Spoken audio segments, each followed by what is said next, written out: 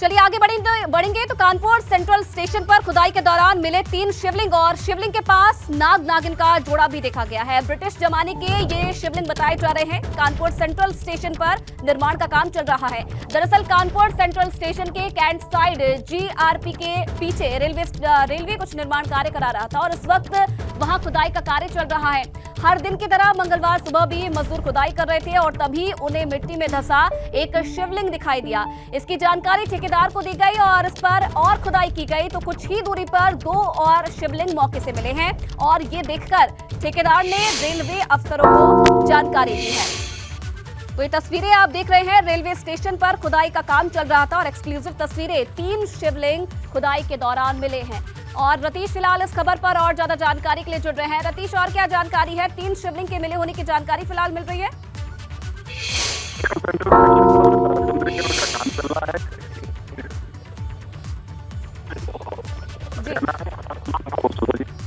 ठीक है, चलिए धन्यवाद आपका रतीश, बहुत तमाम जानकारी देने के लिए। तो ये तस्वीरें भी आप देख रहे हैं, खुदाई के दौरान ये तीनों शिवलिंग मिले हैं और इनके पास ही नाग नागिन का जोड़ा भी देखा जा रहा है। और इसके बाद अब जो खुदाई करने वाले लोग थे उन्होंने ठेकेदार को इसकी जानकारी दी और रेलवे अफसरों को भी अब इस पूरे मामले की जानकारी दी गई है। कानपुर में रेलवे स्टेशन के पास ये खुदाई का काम चल रहा था और खुदाई के दौरान ये तीनों शिवलिंग मौके से मिले हैं।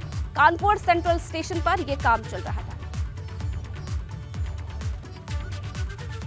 और चलिए रतीश फिलहाल इस खबर पर वापस हमारे साथ जुड़ गए हैं।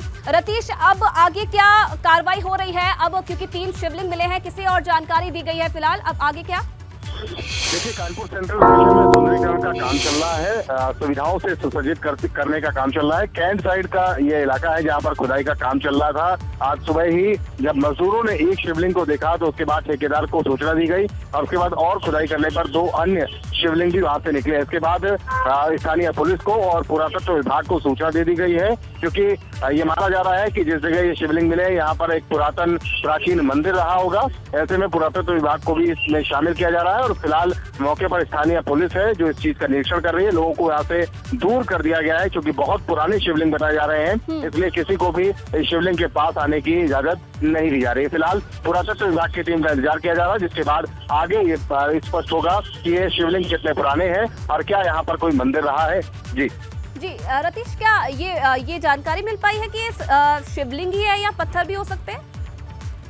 नहीं, स्पष्ट रूप से साफ तौर पर ये देखा जा रहा है कि शिवलिंग है और उसके बाद एक शिवलिंग शुरुआत में चूंकि मिला था, खुदाई का काम हो रहा था, उसके बाद उसके पास में ही 2 अन्य शिवलिंग भी मिले हैं। धन्यवाद रतीश, तमाम जानकारी के लिए।